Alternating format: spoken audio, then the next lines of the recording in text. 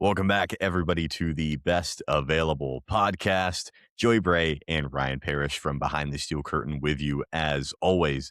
And we'll get right into it. One of the draft's biggest prospects would have been probably a top 2 pick in this year's draft, decided a couple of days ago that he's going to go back to school for another year. Dante Moore, the quarterback from Oregon, announced that he is going to stay. Ryan, your initial thoughts on this. Did Dante Moore make the right decision? Do you think he should have gone in the draft? I don't know. I mean, we talked about this in the last episode. Thank you for those who are returning for a second listen. If you missed that episode, it is on our YouTube. Obviously, go check that out. But, I think we nailed it on the head when we were talking about it last week, is that Dante Moore, extremely talented player, a lot of promising days ahead for him, I am sure. I think at the end of the day, the less than 20 starts, especially the way he looked in that game, it was biggest game of his life, and you could just see some of the development that he still has to do as a player. And like we said back last week, better to do that in college, I think, than go to the NFL. Because in the NFL, I mean, ask Josh Rosen, ask Bryce Lance, or Trey Lance. Sorry, Bryce Lance is in this draft. Ask Trey Lance. Sometimes your rope isn't very long, so it might pay you more this year if you're a top 2 pick or top 3 pick. But, if you truly are betting on yourself and think you have the talent in you to be a potential NFL quarterback, but you can see the flaws in your game and you have an avenue to better yourself, why not bet on yourself? Go back. Everybody from that team, it seems like, for the most part, that could elect to go back did.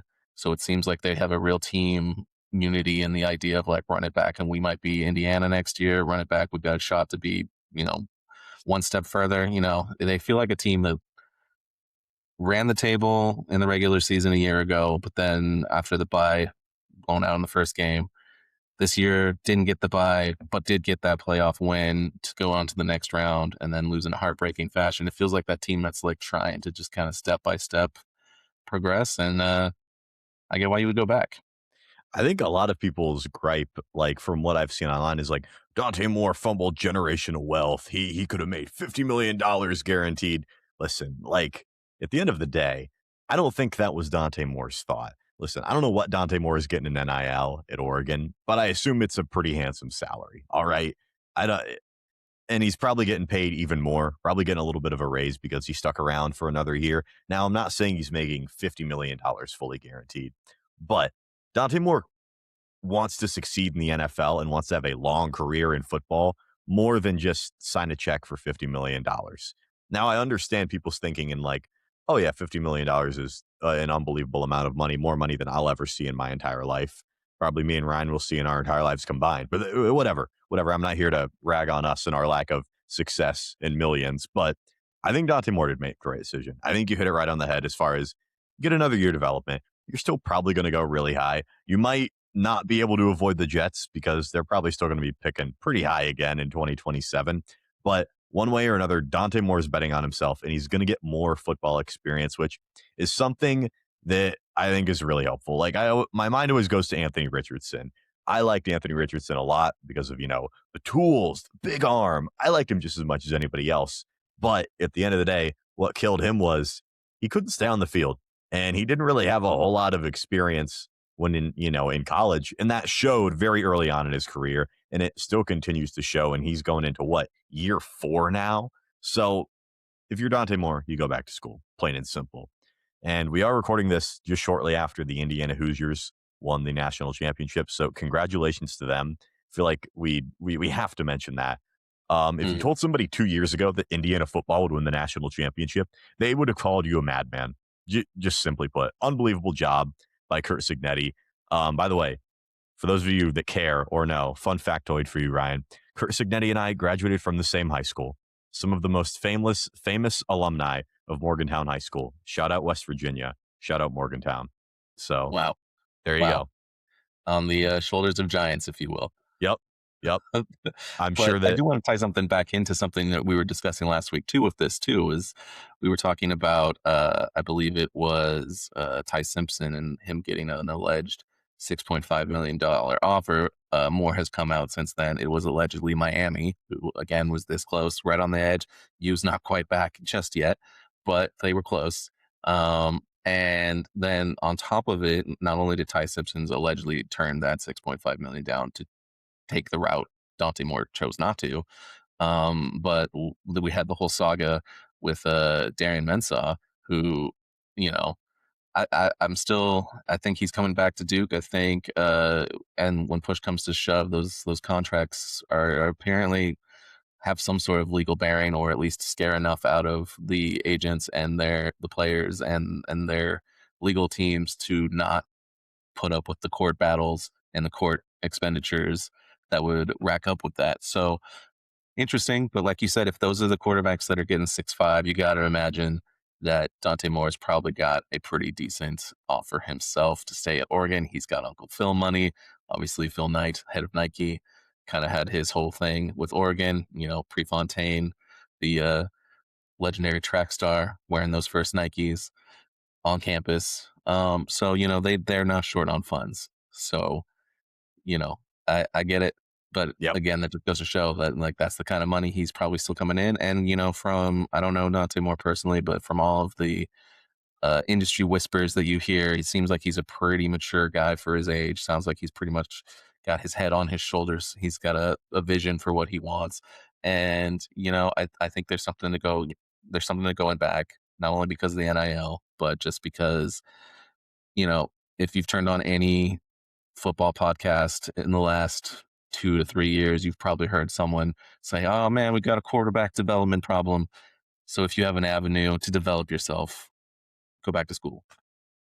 Yeah, absolutely. So Ryan and I are just days away from flying down to Mobile, Alabama for the Senior Bowl. Ryan, I'm so pumped, dude. I have Me had too. this circled on my calendar for a long time. I'm so excited to be able to go to this. You've never been to Alabama. I've never been to Alabama. Have you ever been anywhere near Alabama? The only part of the American South that I've ever truly been to from more than just a changeover at an airport was Florida. And even Okay. that, is like its own animal. So I don't really count it as uh, quite the same experience, perhaps. So I don't know. I have a step sibling who moved out that way. We'll be touching base with them while we're out there, seeing how they're liking it. But they've you know go see it. It's Yeah. a place Yeah. that's kind of been, if you're a draft nerd, it's kind of it's that and Indianapolis are probably your two, and maybe Radio City Music Hall if you're old enough to remember before they moved all the drafts every year. But in terms of the draft beat, this is an exciting place to be, and I'm glad that we're getting the opportunity. Yeah. So we're going to go through and we're going to talk about some guys on the finalized. I'll say finalized because I feel like they're going to give some grace to people from Miami and even some guys from Indiana who maybe decide that they're going to go in the draft and they want to showcase their skills in Mobile. I'm sure that they're going to be open to that. But we have somewhat finalized rosters for the national and American teams that will be in Mobile next week. There will be 3 days of practices on Tuesday, Wednesday, and Thursday, and then the actual Senior Bowl taking place on Saturday afternoon. So, without further ado, let's start off with the national team. I mean, I'll just name off a couple of guys right off the bat that I'm looking forward to seeing. I know we talked about this guy last episode a little bit. Sawyer Robertson, the quarterback from Baylor. And I know, quarterback's an easy one to say. I'm excited to see the quarterbacks, but it is kind of an interesting, I'll call it an eclectic group of quarterbacks going to Mobile, at least right now. I think someone like Carson Beck, wink, wink, could benefit a lot from going to Mobile because I think he played well enough in the playoff to maybe get drafted. But I drifted off into Carson Beck. I should be talking about Sawyer Robertson. Ryan and I, what did we say about him last week? He's got all the tools. He just needs to put it all together up there. And I think he's someone that is going to, measure very well at the combine. He's someone that's going to be very fast. He's going to have all your typical, prototypical athleticism stuff that you want from your quarterback. But Sawyer Robertson feels like a very interesting developmental guy. And I'm excited to see where he is and who kind of watches him at the Senior Bowl. There are currently 27 NFL general managers confirmed to be in Mobile next week. Excited to see what GMs are more drawn to these quarterbacks because it is a pretty fairly weak quarterback class. I think that's fair to say. Yeah, and I mean, we'll touch on this a little later too, but in terms of GM's gonna be there, we're both Steelers guys, so of course it'll be very interesting to see if the Steelers will be down there, or if they might have their hands full with some other activities. We'll touch on that a little later, but there's been some big changes also since we've last recorded. Steelers are on the hunt for a new head coach, and that might preoccupy them just a little bit during this week, which could be interesting because traditionally they have relied on the Senior Bowl pretty heavily. I mean, the last recent years, there's been, you can count on there being 2 to 3 guys at minimum from the Senior Bowl that end up being drafted, and they've got a whole lot of picks this year.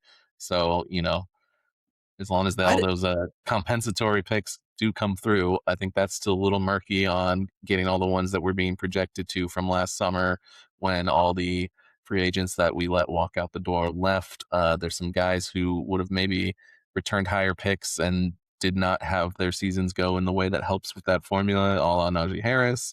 But you know, it's a place that the Steelers like to delve. So, and we'll be seeing. As far as these quarterbacks, looking at this national squad, Osweiler Robinson again, he's listed at the top because his school's the first, but he's also probably the top there. We've also said we're not Diego Pavia guys. He's probably the other notable guy, most notably on the national team. I don't know if you're open to North Dakota State guys. I'm not particularly after the Trey Lance saga, but Cole Payton will be there as well. Um, but yeah, for Sorensen Robinson, I just want to see him sling it. Everyone that I've followed online that says they've seen him in person says that he throws it very well. Like we said, it's just does he have all of the other uh, faculties about him to manage a game, to take advantage of his physical talents? I don't know. We will see. But the first one I'm looking at, and I first click into this national team, and again, it's sorted alphabetically by school. The first name that jumps out to me as I look at this page is, if you scroll down a little bit to Duke, Chandler Rivers, cornerback. That's a group that I think we'll be watching very heavily down in Mobile. The Steelers have, I would argue, 2 starting positions pretty much open. Obviously, Joey Porter Jr., they'll be talking about his contract this year as he gets ready to go into the final year of his rookie deal. But I would say opposite him, we don't have anybody that's for sure a long-term option. And if the Steelers are looking to modernize and finally attack the nickel safety hybrid role that is sort of all the rage in modern defenses, I think then you could say legitimately there's 2 open spots for them that they got to fill. Yeah. Another guy that I'm kind of interested in. I mean, this whole group of Penn State guys, I'm very excited to see all of them because I think a lot of these Penn State guys, they went back to school, probably should have went to the draft at the end of the day. They would have gotten taken a lot higher, but they really thought they had a shot to win the national championship. Don't blame them. Don't blame them whatsoever for their decision. But all of these guys, I mean, Ryan and I talked about it. I don't know if we talked about it before we started recording or what. Nick Singleton and Katron Allen, one of them is going to end up being very good at the NFL level. I just don't know which one it is. I'm very excited to see the difference between Singleton and Allen. Allen's always been a better receiver to me, and I think that's what draws me to him a little bit more than Nick Singleton. Not that Singleton is a poor receiver or anything, just the way they were utilized at Penn State. Excited to see how they're utilized, when they probably won't be on the same team in the NFL anyways. But Zakee Wheatley is another guy that I'm interested in. He's not going to go super early. He's probably going to end up being a day 3 guy at the end of the day. He's a safety. He is not going to measure super well. He's not like this athletic freak or anything, but he was just a ball player at Penn State. I know the joke is oh, eye test or that boy nice. Zakee Wheatley is the definition of that boy nice. If you watched a Penn State game, he was the leader of that defense. He would go out, he makes plays every single week for that team. And when they played WVU, it wasn't this past year, the year before, I called that game on the radio. I went away from that game so incredibly impressed by Zakee Wheatley and Jalen Reed, the 2 safeties from Penn State. I thought they were the 2 best defensive players on the field that entire game, and Abdul Carter was playing defense for Penn State on that game. It reminds me a lot of a guy I liked last year a little bit, Craig Woodson. He's playing really good ball for the New England Patriots right now, I might add. He is not going to be super hyped up or anything, but I'm getting kind of those vibes from Zaki Wheatley and the fact that he's going to go day 3, and I think he could end up being a really nice piece for somebody. And the Steelers, I don't know, they're a little bit shaky back at safety. Just saying.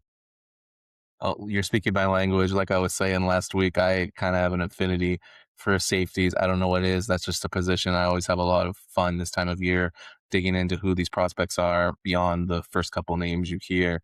And I'm with you on that one. Craig Woodson was one of my favorites last year. Uh, again, shameless self plug here, but follow behind the steel curtain this year. We'll be going through them. Craig Woodson was on my draft gems list last year for safeties. Excited to see that. And top if we're talking safeties, Bud Clark from TCU, he's another guy that I have some interest in. A lot of these guys were kind of just now starting to do the initial dive into their tape, so I don't necessarily have my full scouting reports for all of these guys just yet. But we'll also get Toledo's Emmanuel McNeil Warren. He's sort of a hyper athletic. He's more of like a he's the versatile move. I wouldn't consider him necessarily a box safety, but he's got to work on his tackling a bit. But he's a good rangy guy. Um, Bud Clark's another one to look at for sure, at least on this national team as I'm scrolling through this list of players. I think there's a couple other safeties that I have interest in, maybe also on uh, the other team. VJ Payne's another one that I've circled to watch soon. But on top of just beyond the safeties, we've also got Chris Johnson from San Diego State. He's an amazing corner that I think is going to be someone that the Steelers should consider, especially if they're looking at other places. But I anticipate he's probably going to be a guy who's maybe end of round 1, early round 2 for somebody. And then there's all these Texas Tech guys, and I kind of want to talk about them for a Yep. moment. Lee Hunter, great D tackle. He can play the nose. He's underrated. He got a little overshadowed by some of the other amazing talent that the Texas Tech brought in for their D line last year. But like everybody else is going to be here too. Uh, you know, David Bailey, who's my preferred number 1 edge rusher in this class. He's a bit of a 3-4 outside backer freak. I'm looking forward to watching him up close in person. Romello Height, he's a little bit older. He's a guy that kind of took advantage of the extended eligibility from both the COVID year and just kind of rules that now allow you to kind of extend your eligibility. I think those guys are going to probably be some of the marquee guys on this national team. Um, but it isn't all just defense. And I want to toss this one up to you because I know one of your favorite guys out of Texas A&M on the offensive side of the ball, he's on this national team. Joey, what are your thoughts on Casey Concepcion? He's a guy who I'm frequently seeing mocked to the Steelers, and if not the Steelers, he's probably going to be a intriguing rookie to watch for somebody else. Oh yeah, I think he's going to be a lot of fun to watch because Casey Conception to me, it's kind of like I don't know what he is yet. Like I don't think he's reached his full potential at all. He's kind of a developmental guy to me, if that makes sense. And I see him getting mocked like very late first round of the Steelers, like in the 20s. I've even seen him like slip to the second round. I have no idea what's going to happen with him over the next couple of months, but if he puts together a really nice Senior Bowl and a really good combine, I think he could be an option for the Steelers at 20 because I think we talked about, Tate, Lemon, and Tyson. They're probably all going to be gone by the time the Steelers are picking. Casey Conception might be the guy that is on the board and make the most sense for the Steelers. But I think it was really interesting the way he was used at Texas Tech. They used him a lot of different ways. He had some go up and get him opportunities. He had some opportunities where, they just gave him the ball and said, here you go, do what you can. I don't know what kind of receiver he is exactly. I'm excited to dive into his tape a little bit more and find out, what I think he could be used best as. But whoever gets KC Conception, I hope he goes to a system where they have a young, creative offensive mind. I know that's the thing is like, oh, we all want a Shanahan guy. We all want a McVay guy. I really think a guy like him would thrive in a system where they don't have a lot of, young playmakers. If he's able to get the ball, I think he could thrive in a system like that. I'm excited to see him up close and personal with Sawyer Robertson slinging him the rock. Could be a lot of fun. Could be some fireworks in Mobile. For sure, he's another one that again I need to do a little more of a deep dive in. But from the kind of cursory view, he seems to be of that sort of slider build, but incredibly twitched up Mhm. in terms of abilities to make people miss tackles, abilities to add yards after the catch. So that's always an exciting opportunity, especially for the Steelers. I know we can always circle back to them, but Oh, yeah. you know, I think that it really is going to depend on whoever they bring in. But it's always funny watching how teams go about building a wide receiver room because I think when you're putting a team together, there's kind of two routes you can go. You either double down on whatever your preferred like archetype is. So if like, if you look at the Carolina Panthers, all of their wide receivers are huge. And we saw it in the playoff game where they were, handing with the Rams, where it's like the Rams have small cornerbacks. That's my ideal type of matchup that team, the Panthers, are looking to exploit. This is what they bought into, big wide receivers. And if you're the Steelers, okay, you have DK Metcalf. I think everybody else in that room is expendable at this point. I mean, we're old now for Roman Wilson. Yeah. We're hoping out he gets, but with the new coaching staff coming in, you never know if they're just going, that's the old guys. I want my guys. It's a possibility. Good coaches, I think, try to make the best of what they got, but we haven't seen much of him his first 2 years, kind of similar to how we didn't see much of Calvin Austin his first 2 years.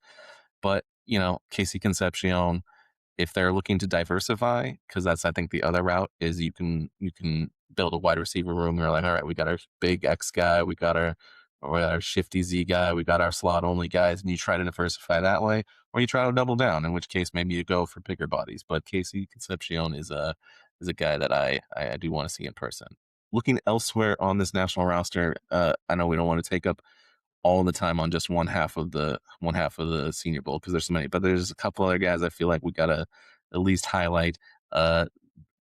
Dominique Orange, Iowa State defensive tackle. That's another guy that I'm looking forward to see. Massive individual, pretty moves really fast for a guy his size. I'm looking to see what kind of pass rush he can bring in. He's a big body in the middle, but can he be someone who's a pass rusher as well? We'll find out, hopefully. Um, we can't get out of here without me shouting out Oregon. A couple of these guys are not really my favorites. Like a lot of the offensive line prospects that are here that are tackles, not going to be singing their praises as high as we had thought maybe coming into the year. However, Emmanuel Pregnon, he is to me probably if he's not guard one, which could be the guy out of Penn State, but if he's not guard one, he's guard two. So I know that's never a sexy option for teams, but if you're picking on the back end of the first round, there's been a lot of really good guards that go in the back end of the first round, and I think that's where he's going to land. Is there anybody else that is catching your eye that you really want to talk about? I was going to highlight Elijah Surratt because, I mean, I've watched a lot of him over the last month in the college football playoff. He's not a super great route runner, and I see a lot of people on Twitter talking about that. That's kind of the knock on his game. I'm excited to see him up close and personal because he always seems to get open one way or another for Indiana. Again, Hmm. haven't dived super deep into his tape. I don't know if anybody's claimed him on the behind the steel curtain, deep dives Hmm. but I might put my name under the Elijah Surratt guy. I'm excited to see him. I think he'll be He's an interesting. interesting prospect. I think he's related to the same Surratt that was The Wake at Wake Forest one, Forest, yes. right? And Yep. it was kind of a similar story with his brother in that he's a, big wide receiver and he's a little stiff.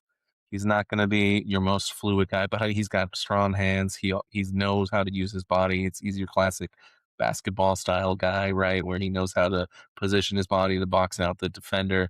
So he's an interesting one. Again, like we're talking about if you're a team that's maybe looking to go big at wide receiver, he's straight out of central casting for that archetype.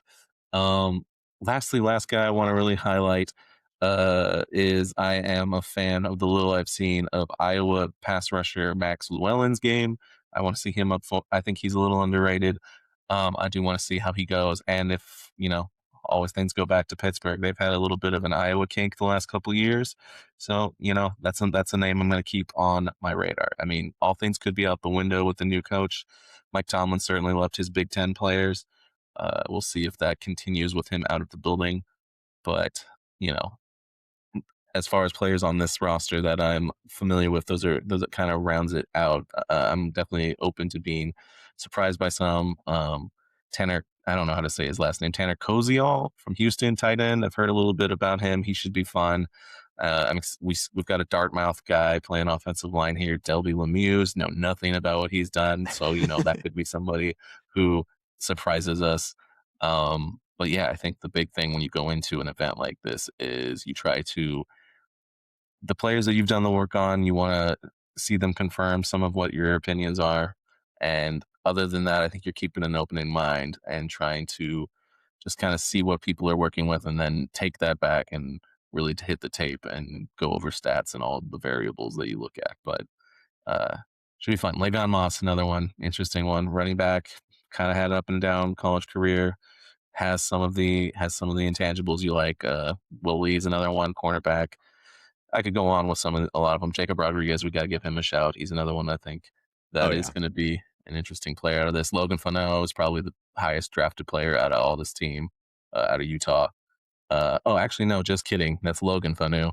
JK. His brother is probably going to be one of the higher Yes, drafted his guys. brother is There's gonna. another Fano, uh, defensive end in Utah. Interesting. Yeah. All Interesting. right. So if anybody knows anything about Dartmouth football and can give us some information, let us know, please. I would love to Hit get us in up some on that Dartmouth football. Hit us up. Ivy League football. All right. Switching gears to the American team and that side of things. I'm very excited to see this one guy, and again, it's a guy that I just watched play in the national championship game. So it just right now, I'm in that headspace of like I'm interested in these guys right now. Akeem Mesidor, he is an older prospect. He is going to be 25 by the time he gets drafted, but he just might be a late first round pick, and I think it would benefit one of those teams that are still left in the playoffs. I'm thinking like New England. I don't know. I'm thinking, but any one of those teams that's still left in the conference championship games, he could be an absolute steal for any of those guys because he's going to be a productive player immediately. Like I said, older prospect, 25 years old. You know what you're getting when you're getting Akeem Mesidor, and he was an absolute beast for Miami. That defensive line for Miami carried them all the way to the national championship game and damn near won them the national championship. And Mesidor was a big part of that. Yeah, he's certainly got an interesting skill set as a pass rusher. I am excited to see him up close. I'm hoping so many of these guys too are guys that we see more than just the one day because that was a big trend Yeah. last year. There was a bunch of guys who played the first day of practices and then they shut it down. So I really hope we get to see a lot of them.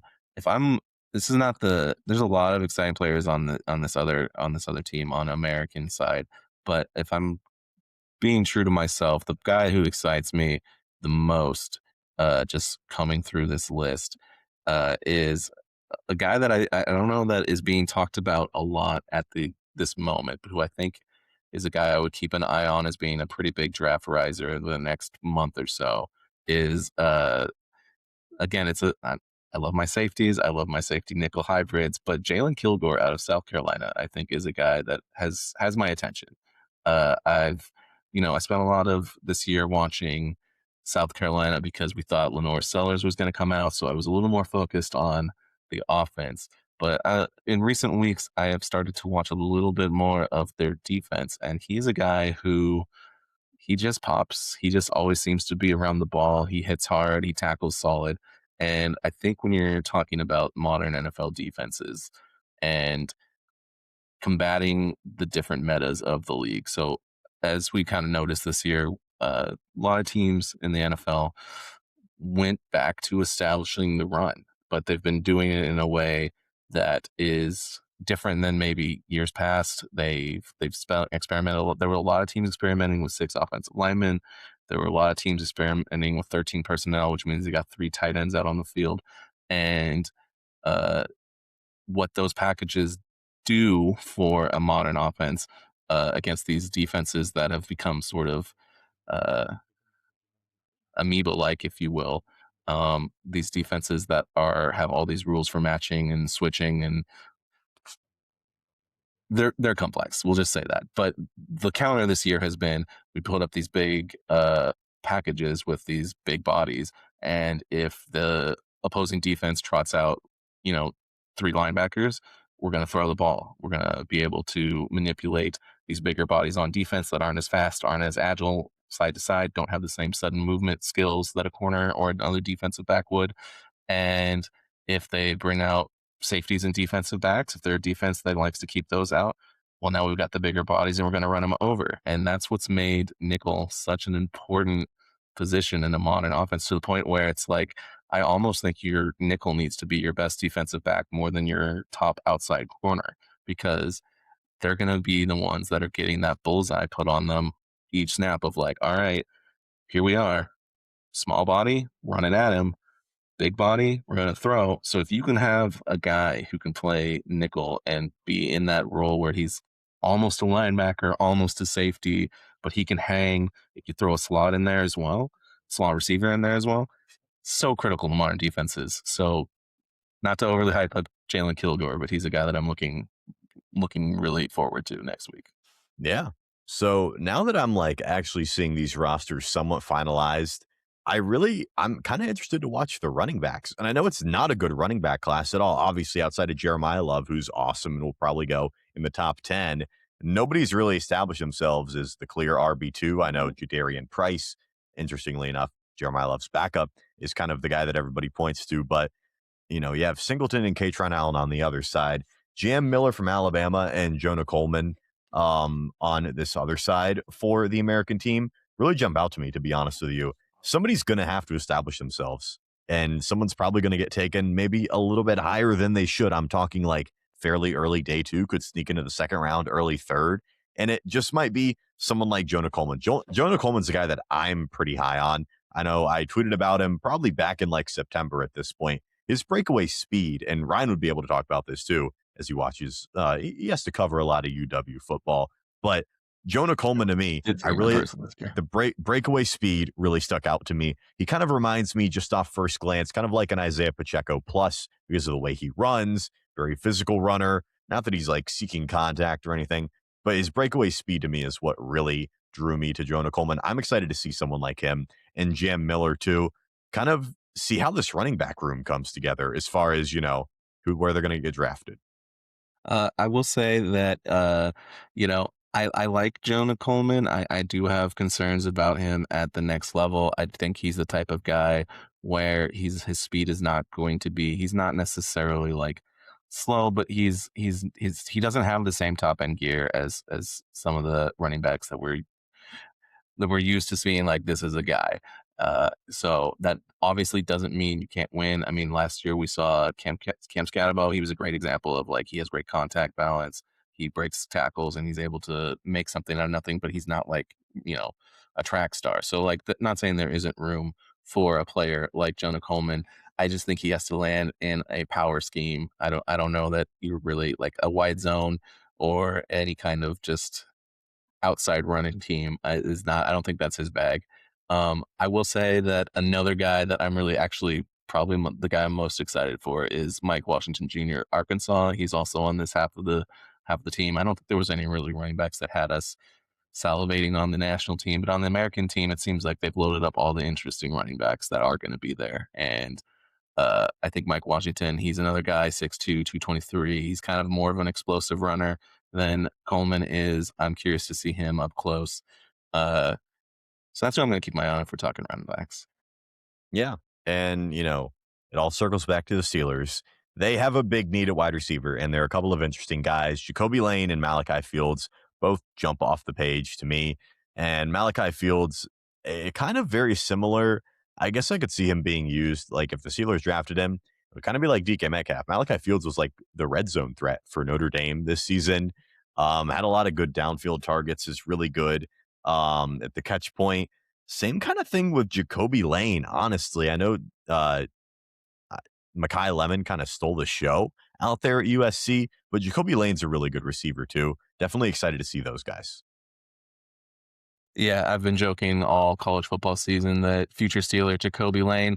Yep. Not that he's necessarily going to be the best receiver we see out there, but if you're looking for a big bodied receiver who doesn't have to be your number one receiver, but who is a good complementary, a guy that you can get on day two. I mean, he's got like third round wide receiver written all over him to me, where he doesn't have a lot of production, and I think that's what's going to keep him from going in the first two rounds. But the stuff he has done when you look at his tape, he's got some impressive body control. He's a guy who I think might not necessarily be like your prototypical X that you're always like trying to feed your offense through, but I do think he's going to be a red zone weapon for whichever team picks him up. Um, so I get it. He's someone that's exciting, I think for sure. As I look elsewhere on this, let's see, who else do we have at wide receiver here? Um, Kevin Coleman Scrolling through Jr. this from extensive Mizzou. list, right? Seeing if there's anyone. I thought I'm not seeing Jemmy Bernard on here. I thought he had initially accepted, but I'm not I seeing thought him. that he accepted, yeah. I I thought swear he accepted, Zachariah but I'm not Branch seeing him on these accepted too. rosters, and maybe that's something that has changed. Um, Did you see Zachariah Branch? I thought he was gonna I be there thought he too. was too, and I haven't seen him here either. So, but Weird. if we're talking wide receivers, I am scrolling down. There is a guy I'm going to highlight, another big body guy. I don't know that he's got the same top end speed. I do want to see him close, but a smaller school guy. Have you been put on to Ted Hurst yet? I have not. No, tell me. Ted Hurst, Georgia State. Uh, Georgia State. Again, I'm not saying this is a guy you're going to draft and he's suddenly going to be your number one, but let's hop when you get a chance, hop into some Ted Hurst. He's a big body guy. I think he's 6'3". I think he's like 6'3", 210 ish maybe. Don't quote me on that. Obviously, the measurables will all roll in as the draft season progresses, but he's got a little bit of speed to him. He's not like a burner, but like once he's gotten the ball, he's able to make some guys miss more so from his size than from his like ability to have like lateral movement. But I was watching him and he had some fun moments. So I'm curious to see what he looks like this week when he's facing up against some guys. Barian Brown's another name where he's kind of was always a name that was brought up in college and he never really truly took off. But you know, we've seen crazier things happen. I mean, it wasn't that long ago that Terry McLaurin was a Senior Bowl guy that didn't have a lot of production, and he has turned into a pretty solid NFL wide receiver. So, you look at these guys, Aaron Anderson's another one. Again, seems like he was pretty injured most of his career, if I'm remembering him right. But yeah, I don't know. I'm looking through this. I think, yeah, Malachi Field is interesting. Again, we're talking, it seems like there's a lot of just really big wide receivers in this Yeah, class. that's kind of the trend, I guess, especially like on the American side of things. I think we know what we're getting with Malachi Fields and Jacoby Lane. They're going to be the big bodied guys, and the national corners may have their work cut out for them next Saturday. That is true, but they have some interesting. They have some of the better corners on their roster, so it's always interesting seeing how they put these teams together. I would love to be a fly on the wall when they're deciding which of these players, which of these schools and players end up on which teams. Any other positions you want to highlight? Because there's some other guys I see in here, but if we're going through position by position, I don't want to overstep. I mean, everybody wants to talk about quarterbacks. That's the hot topic. If you're looking for quarterbacks on this team, you might want to look elsewhere. Luke Altmaier and Taylon Green is what we're looking at. We know that they have some big body receivers that they're going to be able to throw it up to, but I don't know that Taylon Green is certainly not on my radar if I'm a Steelers fan. I watched so much Taylon Green. I watched so much Taylon Green this last summer. I can take Taylon Green. Taylon Green is fun. He is like 6'5", 6'6", slender as a rail. So if you're thinking like, your he's like your great value JD Dan or J Daniels, Jalen Daniels. Yeah, fuck. I'm sorry, I'm bumbling through names. It's late here. But he's your great value, Jaden Daniels. He is a mobile guy. His best weapons are his legs.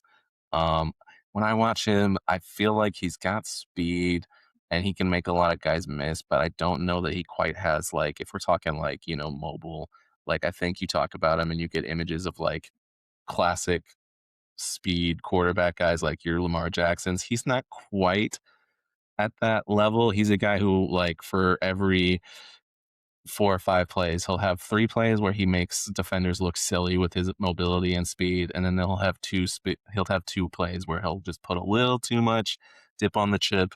Thinks he's a little more athletic than he is. He started off at Boise State, made it out to Arkansas. His passing has gotten better each year, but he's kind of a bozo with turnovers. He's gotten better each year, but he still kind of takes a lot of reckless, like just hero ball antics. And he's another guy. He's just a bit late for me on a lot of his reads. His accuracy is kind of hit and miss. He's very streaky. If when he's on, he's really on, and then when he's off, he's just like a moment too late, or like classic guy where you'll have a guy running a drag and he throws the ball behind him and he gets the receiver catches the ball, but because he threw it behind him, he loses momentum. And so he doesn't get as much out of the play as he could. I see him as like a round 5, round 6 guy who is going to be a lot of fun in a preseason for somebody. And maybe Yeah. his who's that guy with that Dallas has Joe Joe Milton. Milton. Joe Milton. Love Joe Milton. Think of Joe Milton when you think of Taylor Green, but he's not as beefy as him, so it's not quite the same. It's not a perfect 1-for-1, but He's that's Taylor he, Green in a nutshell. he's a very slim Joe Milton is what we're going to call him right now. Mhm. I was a big Joe Milton guy. I'm excited to watch him now. You've talked me into Taylor Green. So Okay. so good He's gonna job be the on best that. quarterback on this roster, I think. Because I was gonna say Luke Altmaier. Like, what can I say about Luke Altmaier? He got better every single year he was a starter at Illinois. That being said, I don't see there's really a world where he's a NFL starter. He, like you said, probably a day 3 pick at the best. I don't have much to say about him. Excited to see him play, throw to these receivers, but I think Taylor Green's going to kind of steal the show. This has become a pro Taylor Green podcast in the last 5 minutes. So, yeah. Yeah. Yeah, we'll say that. We'll say that. A couple other names I'm seeing on this roster. I think some of them might have come in with higher aspirations this season than what they were able to achieve. One of which is Clemson defensive end TJ Parker. He's going to be one of the guys that I think is going to get a lot of attention because he's a guy who was being projected as a top 5 pick. I don't know that's in the cards for him anymore, but he does seem like he could still, with a good draft cycle, work his way into being a first round pick. Um, Couple spots below him on this. There's Caleb Banks. He did not, to my knowledge, play very much, if at all, this year because he was recovering from an injury. But if you throw on the 2024 tape, there's a lot to like about him as a defensive tackle. Um, Gabe Jackus, another guy that's going to be an edge player. I think he's an excellent run defender. I want to see how he is rushing the pass. Yeah, I'm just scrolling through these. Like, this is like all your there's all the SEC players that were on teams that disappointed you. Like AJ Hill-Lucy might be the first safety drafted, really great player on a team that didn't excite a lot. Speaking of nickels, Keontae Scott for Miami, he should be fun. He's a little undersized, but he's a spark plug. I like Rashawn Benny a lot out of Michigan. He's another 5 tech style guy, I think. Might be able to play 3 tech. We'll have to see. But as I scroll through this, I'm like, all these players that are exciting me are defensive players. I don't know if that's, again, a product of what team we root for, but Takario Davis, another guy who I think like 2 years ago when he He was come off was his freshman year in Arizona, people were talking about him as if he's going to be a future first rounder. Disappointing last season at Arizona, transfers to Washington, plays, but I don't think he made some plays throughout the year. I don't think he's like high on anybody's radar anymore. But if you're looking for like 6'3", 6'4", somewhere in that range, corners who can run really fast and play man coverage, he's your guy. So I'm just looking through this. There's so many guys like Davidson. I'm not even this Igbinosun, Ohio State. He's your classic press corner who, I know some people, you either love press corners or you don't. And, he's a guy who I think got better with penalties as he earned more playing time. But I always say with press corners, you're gonna get your DPIs. That comes with the territory. But he's another guy I'm looking forward to. And local kid, for the Pitt fans and us, Kyle he was Lewis. going to He's the be who guy I that's been mentioned generating next. Yes. lately. That So do you have a little linebacking more on him? core, that linebacking room in Pitt, that was the best linebacker room in America. And I know we talked about on our first episode how this linebacker class, it might just be the strongest position in this entire class. And, we're not used to seeing, at least in the last couple of years, linebackers go first round. We might see one, I don't know, maybe a couple will get pushed up. Who knows by the time April rolls around. But Kyle Lewis, I'm not going to say he's going to go first round because I don't think he will. But what Kyle Lewis is, I know. But the Steelers, this is relatable because what do the Steelers lack in their linebacking room? I would argue physicality. They don't have a run stopper anymore. They had one in Landon Roberts, who I'm not sure why they let walk, but I'm getting fired up about Landon Roberts in a draft podcast. Kyle Lewis is a Landon He Roberts can't defend the reincarnated. pass. That's why they let him walk. He is phenomenal stopping the run. He is the guy that is willing to go downhill, hit the hell out of the running back. That is what Kyle Lewis is. They call themselves the Sharks in Pittsburgh. I don't know if you're familiar with that term. There was another. The name is eluding me. He transferred to Texas. I know his name. I promise you guys. Another pit linebacker that transferred to Texas. He's going to be a big time player for the Longhorns next year, who I think are going to run away with the national championship. But point is, Kyle Lewis is a physical linebacker that I'm incredibly excited to watch next week. I don't remember him like saying that he's going to the Senior Bowl. Was very excited to see him on the roster. Is it was it Rasheem Biles? Is Yes, that who you're talking Rasheem about? Biles. Yes, he is the Yeah. best of them all, but Kyle Lewis was a damn close second. He is a very good player. All right. Well, I'm gonna have to look at some Rasheem Biles once this whole process is over. He's going back to school next year, but I'm gonna put that on my short list of players to watch as Yes. we move from this one. But looking at it, a couple other guys, like there's a lot of Alabama guys here. Again, I wasn't my favorite Alabama class, but there's some guys here that could be players. And then the safeties out of Arizona, we gave him a shout last week. You got Traydon Stukes. He's sort of your nickel strong safety hybrid. Genesis Smith, he's more of your free safety type. He should be interesting. Couple interesting offensive linemen that I think we should touch on. There's, and I'm gonna butcher this guy's name too. I need schools to start putting pronouncer helpers with some of these guys. But Max Ahinacore, he sounds like a monster out of Star Wars. You know, like you throw him in the Yep. Ahinacore pit. He's a huge. Here's what I do know about him is that he is a guy who's. I think he's only been playing football for 3 or 4 years. He didn't start playing until junior college, but he's 6'7", and I think he's one of the players that they've already measured and has over 34-inch arms. That's a huge threshold for tackles. Don't want to have a tackle with short arms. If you watch the Texans and Patriots game over the weekend, you saw Will Campbell struggling with the Texas pass rushers. So he's a project that could be interesting. There was another guy a little lower down here. Drew Bowery's a guy I want to watch a little more, but where did he go? Where did he go? There was a guy I was looking at here. That might have been it. I thought there was another, but yeah, definitely. I can the kid out of Arizona State. Gonna be watching him. There's just a lot of offensive line guys. It's not a huge offensive line year, so I'm just gonna be curious if any of them, like there's Cage Casey out of Boise State. There's just a bunch of these guys where it's like I don't know, they haven't gotten much hype, so I'm curious to see if we come away feeling the same way when we leave Mobile. If it's an underwhelming offensive line class, or if there's some guys in there who might actually be some gems. We'll just have to see. Yeah. All right. Anybody else that you're pointing to on the I feel like we've covered I both feel like teams we pretty covered well. pretty good. That's pretty extensive. You know, we're going to be giving you so much more on these guys once we actually get eyes on them. Oh But yeah. those are a lot of the names that I think are hopping out early. Julian Neal, I guess we got to give one more shout out. Another cornerback at Arkansas, could be a day 2 guy, round 2 or 3. Um, I think that's the last name that I want to highlight now, though, until we see more.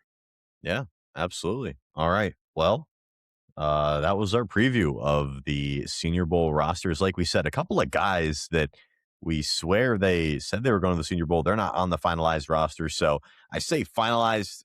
We don't know who's going to be there at Mobile, I guess. We don't know if Zachariah Branch is going to be there.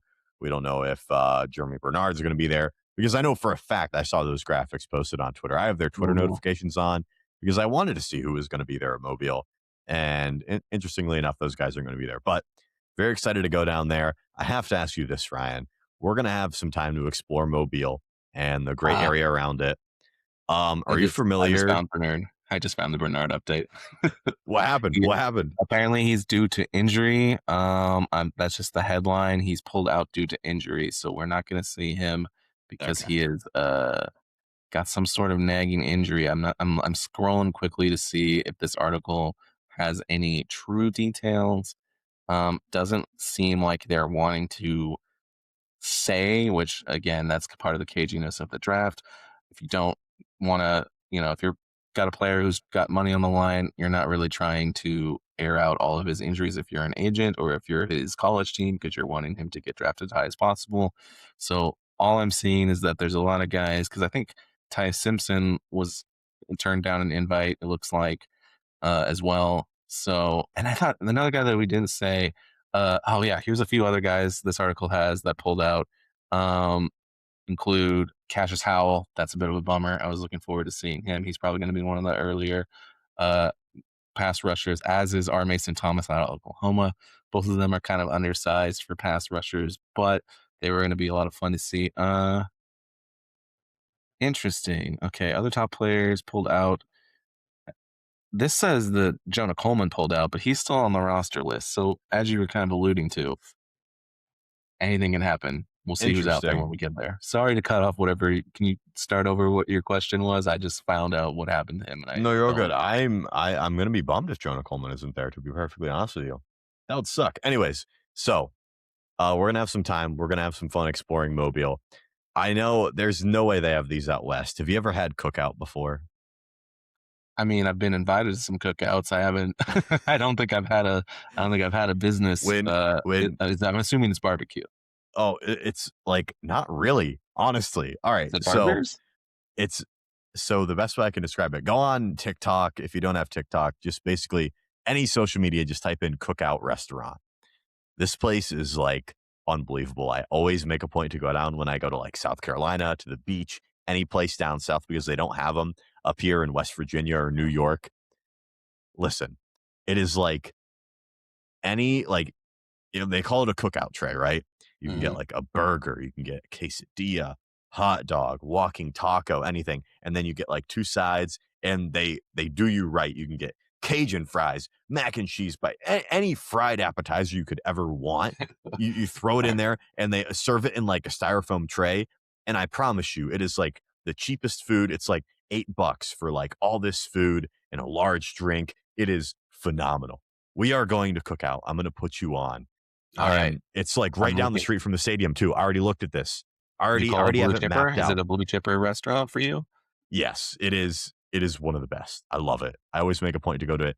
Phenomenal milkshakes as well. I'm telling you, people who are listening, they know what cookout is. They will know. So tell Ryan in the comments that I'm right and I'm not steering him wrong. So Well, I you mean, got to get hyped up for we're gonna have to cookout. get my own scouts assessment on it, but I'm looking forward to it. Yeah, we don't have those out here. I'm out on, for any of those who are wondering, I'm out on the West Coast, so not no cookouts for us. And I feel like all the stuff that people associate with the West Coast are not what I would like. In and out is not. I'm not an in and out guy either. I think it's fine, but Really? that's probably like the most uh mentioned when I hear people talk about West Coast food of that nature. I don't know. I like Asian food, so Is it? it's Yeah. a little different. And I like supporting mom and pop shops. So if you can find those little gems that aren't chains, but I don't know what's out in Mobile, so we're definitely going to Cookout. That I'm Yep. excited. I'm That excited to much see I the can hype. guarantee. I've already started to look at like what's good to eat around there. It's a lot of seafood, which I don't mind. Yeah, I guess that I'm a makes big sense. seafood Yeah, guy, considering. but other than that, I don't know. I'm excited to go down to Mobile. You can check out Behind the Steel Curtain. We'll have plenty of content for you there. Daily recaps. We'll also be bringing you daily episodes here, even if they're just 20, 30-minute quick hitters on like notes we have on these guys who performed well, who, had a bad day. What were the Steelers watching, which I guess is a good segue into like what we're going to talk about next. We're going to end it with a little bit of Steelers talk here. You talked about how the Steelers have heavily relied on the Senior Bowl and Mobile to kind of pick some guys. It seems like they always pick a couple of guys that were down at the Senior Bowl every single year. They probably will be preoccupied with some head coaching interviews, but I have to imagine Omar Khan's going to be down there. Some representative from the Steelers is going to be down there. I would be shocked if Omar Khan was not one of the 27 general managers confirmed, right? I don't think I'm crazy to say that at all. Yeah, I mean, he'll probably be up there somewhere. It's a lot harder to monitor what the GM is watching unless he like goes down on the field for whatever reason. I don't know why he would unless he was trying to talk to somebody for a few minutes. It's what's tough is normally, you could track your team because the practices and the different drills are going to be run by NFL coaches, and the Steelers currently do not have a staff because again, they've decided to make the brave choice to move on from Mike Tomlin. And I'm gonna be curious. You know, we can't possibly expect them to have a new head coach by the time we're down there, do we? I wouldn't think so because I Especially if think the Rams make the make the Super Bowl since Yeah, I feel like all the word on the street is that it's the Rams guys that they're into. unless they go out and they hire a retread like Mike McCarthy, which I couldn't disagree more with that decision if that's the route they go. But I think Shula's the favorite for the job, I'd have to imagine. And I And his mean, name was floated even before, like, his oh name was yeah, starting to float around in December, so that's why I think there's some smoke to that. I think it's interesting and like why I think like those reports, like when Rossini or like, it was Albert Breer who wrote the report for Sports Illustrated, like the Steelers, like if Mike Tomlin leaves, this is who they like. There was obviously some smoke to that. And, if it's Shula, I think that opens up a lot of doors for the Steelers to maybe have a creative offense for once in their lives because obviously Shula is a defensive guy, and I wouldn't expect the Steelers to go any other direction. But he opens up the door to get someone from that McVay tree that everybody highly covets to get a young mind in there, get an exciting offensive coordinator, which I'll be honest with you guys, I like Arthur Smith. I think Arthur Smith was a good hire. He did his job. Listen, I'm very excited to see a new look Steelers offense next year. Very excited at the prospect of that. I'll say that. Yeah. Arthur Smith, it's hard to say if we ever truly got his true offense as he would Yeah. love to have seen it called. At when he was at Tennessee, we saw a lot more throws to the middle of the field. Obviously, last year with Russell Wilson and Justin Fields, they're pretty adverse to throwing in the middle of the field. Aaron Rodgers, he's another guy who doesn't necessarily, especially as he started aging, he doesn't like throwing turnovers, so he doesn't always take shots to the middle of the field. So it's you have to wonder if we ever got to fully see it, but at the same time, there were plenty of things that occurred with that offense where I was like, I kind of want to see what someone else has got, and I'm also pretty excited to see if we can bring in the Shield House. I want to hear Yinzers say that name. Shieldhouse. Could listen to them say that name probably for you know to go to sleep. Even just listening to that as a Shield House. I don't know. That just seems like it could be fun. But if it's not him, if it's someone like Brian Flores, I'm sure that there'll be OC guys. But that Shula will hire.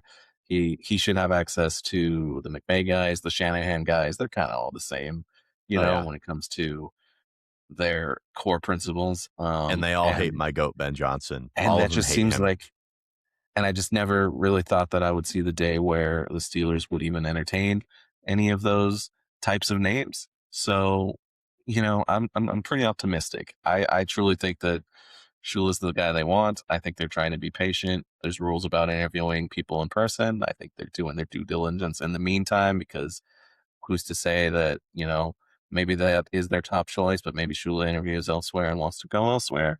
Who's to say? So I think they're doing their due diligence. I wouldn't worry too much about the Mike McCarthy's. That kind of feels like one of those, like, you're a guy from Pittsburgh, people respect you in this town. We're doing you a solid and we're giving you the interview. Uh, Maybe we can see if there's a consulting role for you or some sort of specialty role. But I don't know. It would be shocking to me to see an NFL team putting Mike McCarthy back in a influential position of power. I don't see it. I don't know, man. The interesting thing to me is like Art Rooney said in his press conference, if we can compete year one of the new head coach, we're going to compete. And Art Rooney was also ready to go into another season of Mike Tomlin, into another season of, I guess there's a very distinct floor and a very distinct ceiling. And that's what Mike Tomlin was, especially towards the end of his tenure. Art Rooney was ready to go back in with that. So part of me worries he looks at Mike McCarthy and he's like, wow, this is what the people want. This is an offensive head coach. I don't know why your guys are complaining. Look, I got an offensive guy. He's from Pittsburgh. You guys will love that. You guys will eat that up. I'm very scared that all of the Steelers players, he's going to listen to them too and be like, yeah, we want Aaron Rodgers back. I've defended Aaron Rodgers more than anybody, probably. I don't want him back for another year with all due respect. I just think it's time for the Steelers to move on and bite the bullet and suck for a year. That's what I would love for them to do. I'm very worried that there is a little bit of smoke to Mike McCarthy because who would Aaron Rodgers want? Who would he want? I don't think him and McCarthy didn't get along or anything like that. That's just like, oh, I know that's a weird line to draw, but that's what I'm worried about, Ryan. That I I'm mean, I'm if I'm worried about it. if I'm Charlie Kelly with my red dots and strings all over the place, I just think there's a couple parts of this narrative that is just fan anxiety that doesn't really hold up to logical sense when we start to suss it out. For one, uh, how can we say that like we're hearing these reports of Shula even in like late November, early December? Who's that coming from? Who's looking into that for the Steelers? If we're truly fully, is that, you know, somebody was looking into that. There's something to that. So like, yes, Art came out and said he was looking to run it back with Tomlin, but at the same time, like I don't think we can take Art necessarily for everything that he says is fully transparent. I think because you also look and it's like, if you look at the Steelers again, it's an incredibly small sample size. I get that. But if you look at the coaches that they've hired, they have a type. And I feel like Art Rooney, if there is one thing you can say about Art Rooney, is that he is a guy who is part of a proud family that values tradition, that values legacy, that views himself as one of these original, blue blood teams. I know the Steelers really weren't if you really look back at their history up until before the 70s, but like they're similar to the Giants in how they like to project who they are. There's a certain classiness that they like to project. There's a certain way that they like to project they do things. And they've always hired a new coach who didn't have prior head coaching experience. They've always been a guy that's kind of in their late 30s, early 40s. Because again, I think you're thinking, if you're the Steelers and the way you've always done it, is you want to grow with this guy. You want a guy who's going to be in here for 10 to 20 years because that's how they've always done it. And I just think Mike McCarty doesn't like he's a Pittsburgh guy and you do him a solid, but he doesn't fit that mold. I think your Shulas, your Flores's, maybe some of these coordinators that are or guys that are up and coming that aren't quite yet coordinators fit that match. But I just don't see them going with a retread. I really don't. I don't know. I would like to think that they wouldn't go with a retread. I think that would be the wrong direction to go. And I've said no matter who they hire, I'm going to give them a fair shake. I'm excited to see what they do because I do think this is a new era. Well, it's obviously a new era of Steelers football, but I think it's more of a new era in sense of like we're going to see a completely different Steelers team than any of us are used to seeing because I don't remember a Steelers team without Mike Tomlin. I really don't. I'm a little bit too young for that, which is crazy to say, but I don't know. It's going to be interesting to see what they do. Maybe they go with a retread at the end of the day. Who knows? Who knows what they're Maybe, really thinking? maybe I did get some. I did get some Bill Cowher in there under the hood. I just snuck it in, but I don't know. I don't see it, and I don't know. When I look at touching on some of the other stuff you said, I just don't see Rodgers coming back. I don't know if he wants to come back. I don't see McCarty also being the one. Like if we're going off this idea that they want to bring in a coach who's going to get Aaron Rodgers back, I just think even Art Rowney would know that's incredibly short sighted. Um, and I don't see why, like, I don't think he's going to hire a coach where he's like, we're doing it for one more year of Rodgers to appease him. And then That would what do you be do after that? I just don't see it. And I don't see, with how acrimonious things were at the end of McCarty's Green Bay tenure, I just don't see it. But quarterback will be interesting. I don't know who they go get. Are we looking at Malik Willis? Are we looking at like a Mac Jones? Are we looking at some bridge guy that we have to trade some mid-round pick and that is going to be respectable, but hopefully not too good? I don't know. I don't know. What they do with TJ Watt will be interesting. Uh, I just think it's going to be so much is going to rely on who they bring in as a head coach, what they want to do, and I'm curious to see if we see any changeups from Omar Khan. We've only seen him be the GM to Mike Tomlin thus far. Does any of his habits change? Where these, because, if we start seeing different types of moves being made, maybe that starts lending credence to the Mike Tomlin of it all that we've been debating for the past several years of like how much roster control does he truly have? So I don't know. I think that it's going to be interesting. It's going to be interesting. I'm finding myself more and more optimistic. I don't know that we're going to win a lot next year, but I'm more optimistic about the future than I think a lot of the national narrative and the local narrative is currently around the Steelers. so. I'll ask you this question as we kind of close out here. I guess who do you want as head coach? I think we're going to have the same name, first of all. Second of all, how much do you think this head coach will actually affect their draft this year? Because they're probably not going to get hired until mid February at the earliest. If I had to take a guess of when the Steelers have a head coach hired, that's going to be after the Senior Bowl. It's going to be directly before the NFL Combine. How much say do you think they'll have in the whole draft? Because I think we're used to seeing Mike Tomlin being a CEO type head coach who had a lot of roster control. At least it was, perceived that way by a lot of people. How much say do you think this head coach will have in their draft? How much do you think it will affect what the Steelers roster looks like week 1 next season? I think I think if they end up going with an offensive guy, which at this point, who is that? Is that a It Kubiak? would be Is that is Kubiak or that Fieldhouse? Shielhaus. Yeah. Shieldhouse is like the one that and it's like again, he's a young guy. I think he's gonna if that's the scenario, I think we get to see 1 year of cook it, Omar. We're gonna get guys that Shieldhouse likes, but like go crazy, Omar. Just get good players, fill this roster out because I think the Steelers have been preparing for a somewhat of a situation like this. All the talk was they were getting these extra comp picks and all these extra picks and trades and stuff to get a quarterback, but it never really made sense because of how they weren't high picks.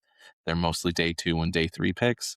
So to me, what that says is this is a team that was preparing for, hey, we're closing a window. Some of you might have argued that that window had closed years ago, but in terms of like this core of this defense that we spent so much money on, that window is starting to close. So we're maybe going to see a season where we offload some of those last ditch Mike Tomlin guys. Like, is Jalen Ramsey back, or do we try to offload him? Is TJ Watt back, or is he gonna? Because he's been laying the seeds of malcontent for since last summer. I mean, if you go back and look at what some of the tweets that JJ Watt has had over the last year, where I think he's been doing a lot of tweets about, being appreciated by your team, stuff that TJ doesn't want to come out and say, but that maybe if his brother can drop some little breadcrumbs in the Twitterverse about, I think there's going to be a lot of turnover potentially. And when you have to eat a lot of dead money, you might be taking on a bunch of rookies on cheap contracts to fill out a team. And that's maybe why you're collecting all these picks. So if it's a defensive guy like Shula, I think we're going to see a pretty heavy. I think I think there's going to be a lot of unhappy fans if it's who we think it is, because I think the draft is a defensive draft, and I Yeah, think they're I would going to probably agree. hire a defensive coach. And so I think if you're a team that's going, we're going to pick the best available players. They're going to take a wide receiver because I think the fan base might tear down Acrisure Stadium if we don't draft a wide receiver. But I I would help them in that effort. I I but would help them. but I think there's going to be a lot of emphasis on defense, and if we hire a guy like Flores or we hire a guy like Shula, I think they're going to have a lot of say in at least the types of players they want, if not the specific ones. I think that's a good point because you say there's going to be a lot of turnover. I posted a video over on my channel just a couple of days ago how this roster, the way it's constructed, it's kind of older, especially on the defensive side of things. So I A lot of think outs on those if it contracts. if it is a defensive head coach, which I think we both agree, the favorite right now is going to be Chris Shula. If I had to imagine, Hmm. I could see him going defense heavy because TJ Watt, I know he's, with this team for probably a couple more years. He's making $41 million a year. Whether or not he's worth that is a completely different topic for a completely different time. He's on the wrong side of 30. Cam Hayward, he's phenomenal, but he's on the wrong side of 30, nearing 40 at this point. Does he Jalen want to come Ramsey, back? yeah, Jalen Ramsey's another guy. Does he want to come back? I think he could probably stick with a contender. I don't think he's, a positive at safety. I think he was kind of a neutral for the Steelers, especially down the stretch, playing safety back there. He's certainly not going to have a second prime. There's a lot of holes all of a sudden that we're talking about. We talked about the secondary. They're probably going to need 2 safeties, at least 1 new corner. The defensive line, they could always use some more guys. And then edge rusher, I'd like to think they're decently set with Nick Herbig, but we'll see what they do. They could go defense heavy. Yeah, I mean, if there is a guy that I think is a holdover once he gets healthy, I do think that if we're looking at specifically both Shula and Flores as guys, I think they would see value in a player that is still under contract like Deshaun Elliott, assuming he comes back healthy. But beyond that, there's going to need to be, we don't have a true free safety. We've got Sean Elliott, he's much better in a box. He's much better towards the line. He's only going to have 1 year left on his deal, if I remember what he signed Yeah. correctly. So there is a chance that maybe they draft two safeties and one of them's the free safety mold and one of them's a guy who can, have a sort of who's the guy on the Rams that they've got? I need to look up them, but Shula has a guy that's on the Rams that plays that sort of slot nickel hybrid safety role. I could see, if you look at the Seahawks, another defense that's going to be quite similar.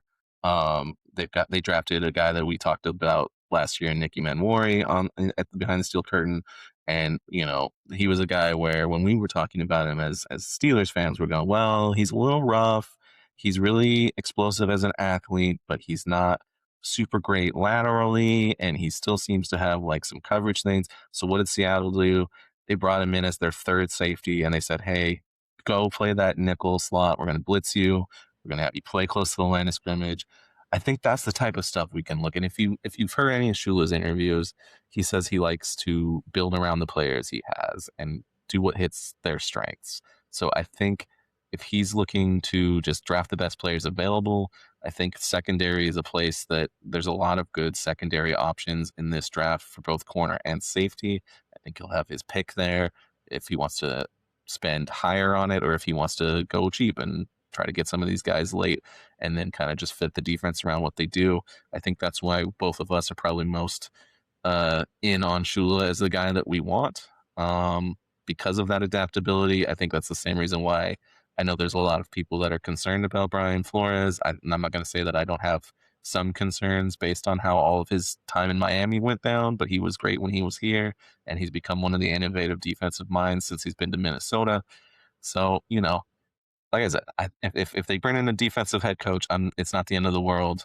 And, I'm excited because, if you're a Steelers fan, we're raised on that. That defense is what we know, right? So like Yeah. it'd be good to see some innovations on that side of the ball. It'd be good to see some young talent get flushed in and allowed to develop, allowed to be put in positions where maybe we're actually highlighting and accenting what they do well.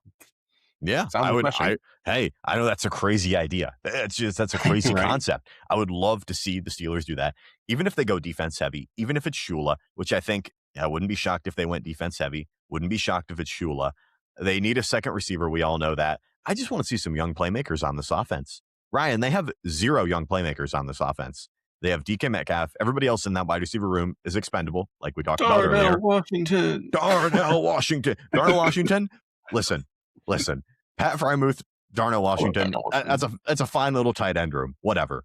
At the end of the day, Pass overrated, if 81 is still on this team come September, good Lord, I don't even know what they're doing. But I'd like to think 81 he's gonna be cut or he's not gonna be on this team one way or another. Please. That would be wonderful. Running back room. Get Connor out of here too. Yeah, Connor. I've already counted him out. If Cam goes, his nepotism brother is also gone. Bye bye. He I will say in December he actually made some blocks. He did. He was a decent blocker. It took really several was. years to get there. Yeah, but he's more of a fullback, and if our offense doesn't have it, then we don't need him. Yeah, and the running back room. It's a fine little running back room. Jalen Warren's fun. Kenneth Gainwell is a lot of fun. I think he'll probably be extended. Caleb Johnson. I just want to see him get used, dude. Like, that's all I want. Like I'm not super high on Caleb Johnson. I'm not one of those guys that thinks Caleb Johnson could be the RB1 bell cow for this team if he gets the opportunity. But I just want to see him, man. That's so much of my gripe with like the Smith offense and Tomlin over the last year is just, it felt like there was a lack of willingness to kind of develop the guys that Omar was taking shots on. That's where I think Omar and Shula would fit very well if they're best player available guys. That's someone Omar has always been. And if Shula's kind of that guy, that's where it leads you to defense heavy. But I just want some young playmakers on this team. That's all I want, man. I want some young playmakers, and I want whoever gets brought into OC to have some rhyme or reason to what they're doing. Arthur Smith had plenty of that, I guess. He had more than what we were used to over the previous when we first had Ben Roethlisberger's chosen offensive coordinators from his whatever his inner circle was. Because I mean, once we lost Arians and once Haley went, it was like, what did we? It's a scary list of names that we Yeah. trotted out as offensive coordinator. And Yep. tip of the cap to Arthur Smith. He at least was respectable. Like we've said before, he was a floor raiser. I had like I did a weekly column where we often did film review, and then we would do previews of the next game for each week. And the Arthur Smith offense was not perfect. We'll just leave it at that. There's plenty of Yeah. stuff where I don't know if we can fully place the blame on him, but there were also plenty of times where we've got wide receivers that are all running in the same area, and maybe that's on them for not understanding his concepts. But it just felt like for the last 5 or so years, everything on offense for the Steelers has been so laborious to even just get minimal gains. And I'm just looking for a coordinator who can find those easy buttons. Design those easy runs up, design those little passes that are able to create yards after catch, create explosives. You've been a big advocate for the Chicago Bears offense and Ben Johnson this It's offseason beautiful. or this whole season. You know, I don't know that we'll get Ben Johnson, but if we get somebody who's like even the shadow of Ben Johnson, I would. Can we get Ben Johnson? Don't even talk about the shadow of Ben Johnson. That would be a dream come true. I know everybody Antoine hates that he. Renowell, Oh my god! Hey, he's over there hey, learning. hey! Assistant head coach in Chicago. He is someone Ben Johnson loves, by the way, and we know the Steelers love those connections. Bring him in. I I would be a huge fan of that. I But mean, even if it's there's not that. OT, is he somebody who could step into like being the passing game coordinator? There's a weird disconnect between Ben Johnson and those McVay tree guys, though. They all seem to hate Ben Johnson. I don't That's know fair. why.